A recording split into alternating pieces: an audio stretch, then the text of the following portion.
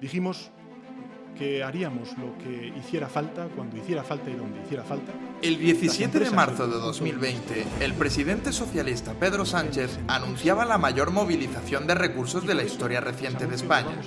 200.000 millones que socorrerían a familias, autónomos y empresas ante el previsible batacazo económico que se avecinaba.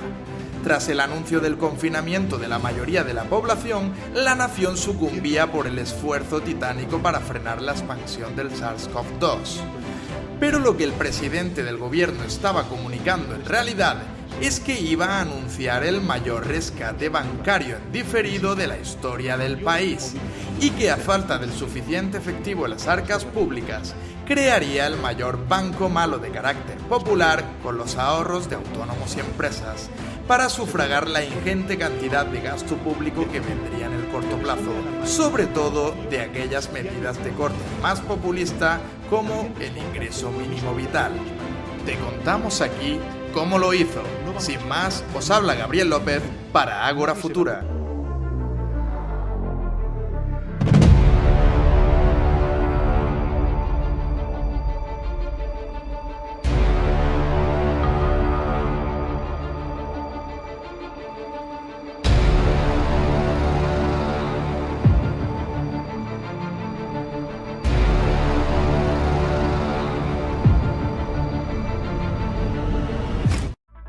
Hace unos días Pedro Sánchez anunciaba la mayor movilización de recursos de la historia reciente de España.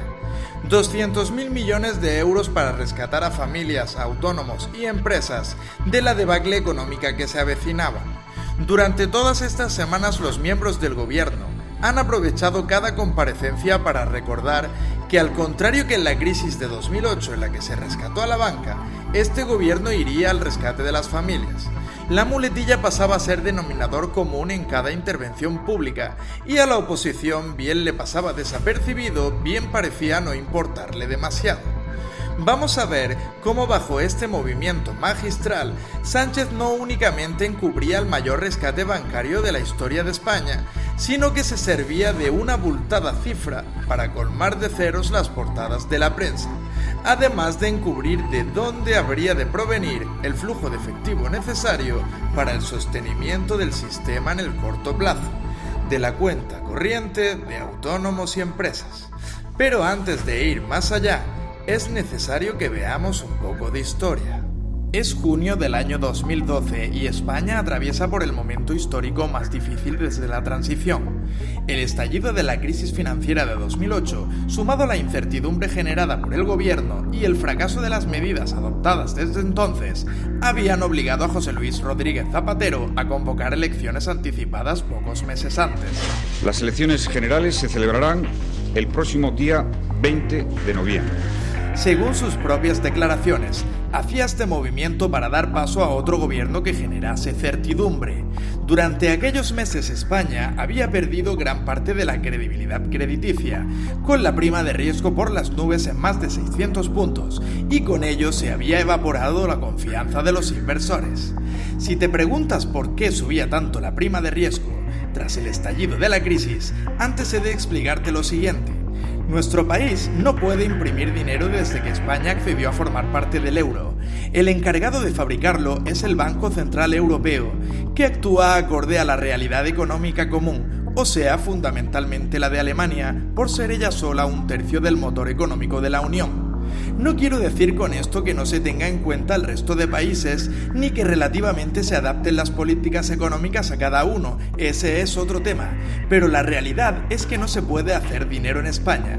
Dicho esto, igual que siempre, el Ejecutivo necesitaba dinero para financiarse, para pagar a funcionarios, pensiones, proyectos, ayudas, instalaciones y toda esa serie de gastos que tiene un país, pero no podía fabricarlo, sino que tendría que colocar deuda en el mercado a un tipo de interés. Cuando se emite deuda, es el gobierno quien vende unos papelitos conocidos como bonos que garantizan a su comprador la devolución en un plazo de 10 años, además gratificándole con un tipo de interés que al comprador le resulte atractivo. Lo que sucede en el mercado de deuda es que si tus políticas no le gustan, no generan confianza o alguno de los miembros de tu gobierno se dedica a lanzar consignas de tipo confiscatorio, esos papelitos, los bonos, comienzan a dejar de venderse porque la gente tiene miedo de que no le devuelvas su dinero al vencimiento. Y es entonces cuando sufres una crisis de liquidez y tienes que acudir ¿a quién? A quien fabrica el dinero.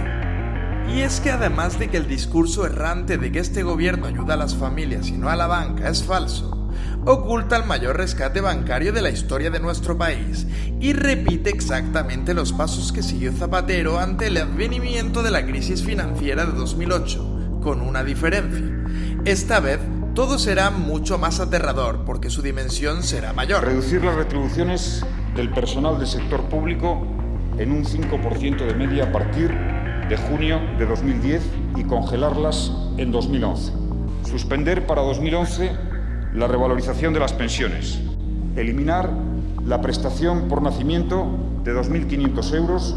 Reducir los gastos en farmacia mediante una revisión del precio de los medicamentos. En 2010 y 2011 Zapatero, que había negado la mayor en años precedentes, ya no solo reconocía que España estaba en crisis, sino que no hallaba forma de enderezar la situación. Entre la cadena de medidas catastróficas, destaca el Plan E, que llevó a incoherencias tan disparatadas como levantar paseos marítimos para volver a hacerlos, tirar farolas y ponerlas nuevas, y ese tipo de cosas sin sentido que son pan para hoy y hambre para mañana. Todo el sistema financiero nacional caía como un castillo de naipes. La deuda por todos los ayuntamientos de España con las empresas y proveedoras municipales era insostenible y los impagos se sucedían todos los días en todo el país. El mercado de deuda nos exigía un 7% de interés y la crisis de liquidez era tan acuciante que a alguien dentro del gobierno comenzó a rondarle la brillante solución. Los ayuntamientos pagarían a empresas y proveedores sus deudas y para tal fin se forzaría a la banca a través del ICO a abrir el crédito. ¿Te suena esto del ICO? Exacto. Igual que hoy, en 2010 y 2011, Zapatero ya aplicaba este tipo de medida a una escala muy inferior, pero con una mecánica idéntica. Este tipo de medidas habilitan la inacción del gobierno gracias a la inundación de deuda obligando a otro a que lo haga por él, en aquel momento a los ayuntamientos. Los temores dentro de la banca no tardaron en llegar. El riesgo de la política de grifos abiertos era claro.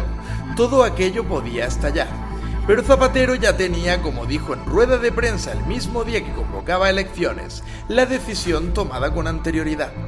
Aquella bomba no le explotaría ni a él ni al PSOE en las manos. Tras la victoria del Partido Popular en las elecciones de noviembre de 2011, la Auditoría de Cuentas no solo reveló la gestión nefasta que ya se sabía, sino también algo que meses más tarde confirmaría la Comisión Europea. El gobierno de Zapatero mintió cuando transmitió datos de déficit público del 6%, cuando en realidad era del 8,5% del Producto Interior Bruto. El resto de la historia ya la sabes. El PP obtuvo mayoría absoluta, la prima de riesgo siguió la escalada unos meses más por la inercia, y a mitad de 2012, la situación de liquidez de la banca era tan crítica que se tuvo que pedir un rescate de 60.000 millones anunciado por el ministro de Economía Luis de Guindos. Fíjate cómo de Guindos recordaba en sesión parlamentaria el marrón que el gobierno de Zapatero les había dejado con tantos préstamos morosos con el aval del Estado. Muchas gracias, señor Gómez. Bueno, menos mal que no nos echa usted la culpa de los avales del año 2011 y anteriores. Un rescate que se le ha reprochado durante 10 años al Partido Popular y que estuvo desencadenado en primer lugar por no ver venir la crisis cuando ya había estallado y en segundo lugar por la batería de medidas infantiles e inútiles que el gobierno de Zapatero tomó, además de su posterior repercusión. Pocos años después saltaría a todos los medios el siguiente titular: los créditos que impulsó Zapatero entre 2010 y 2012 en el ICO provocaron una morosidad del 83%. Ahora bien, imaginad que dentro de 4 años, de los 100.000 millones de avales que hoy concede el gobierno de Sánchez a través del ICO, dentro de 4 años tuviéramos un titular que diga lo mismo. Exacto, el gobierno que esté entonces, sea del color que sea, tendrá que pedir un rescate financiero mucho mayor de aquel pedido en 2012. ¿Saldrán del gobierno antes Pedro Sánchez y Pablo Iglesias como ya hiciera Zapatero en su día? Eso aún no lo sabemos, pero yo no lo descartaría. Podemos concluir entonces que esta crisis está siguiendo los pasos de aquella de 2008 y que Pedro Sánchez está haciendo un rescate bancario en diferido de 100.000 millones de euros, o sea, el mayor rescate bancario de la historia de España. Si estás pensando que esta teoría es conspiranoica, te diré que hay gran cantidad de medios que hacen la misma lectura, pero ninguno de ellos se ha parado a explicarlo para que se entienda lo suficientemente bien. Y por último os estaréis preguntando, ¿y quiénes son hoy los ayuntamientos de 2008?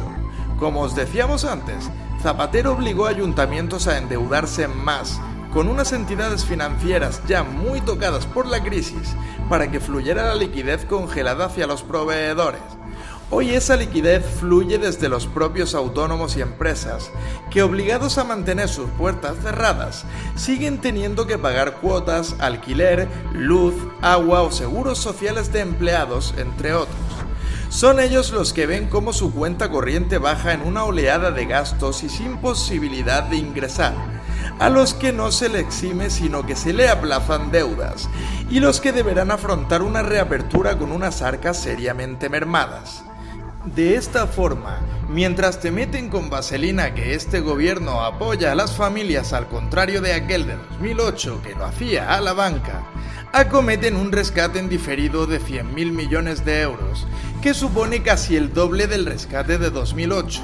No solo eso, sino que juegan con el as en la manga de poder salir por patas en el último momento, como hizo Zapatero, para que otro gobierno tome las medidas que sin remedio se tendrán que tomar, destrozando su popularidad por el camino.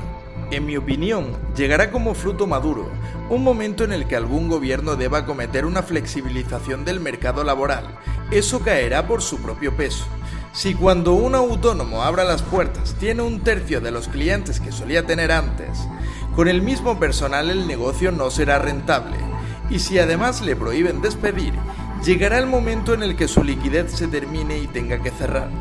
La quiebra solo impedirá que ese negocio, que daría de comer a 10 familias en principio y con posibilidad de crecer y dar a más en el futuro, se vea abocado a cerrar por habernos obcecado en que diera de comer a 30 familias. Y es que este gobierno quiere prohibir la pobreza por decreto. No quiero decir que las medidas de aval con los ICO del gobierno me parezcan mal, hay muchas medidas que provisionalmente son buenas, pero hay que poner cada cosa en su sitio, y este no se trata de un rescate a las familias, que también, sino que se trata del mayor rescate bancario de la historia de España. Hasta el próximo vídeo, no olvides suscribirte y darle a la campanita, y recuerda, este es un medio de opinión que acepta la tuya si es respetuosa. Si te ha gustado, pulgar hacia arriba, y si no, hacia abajo. ¡Hasta la próxima!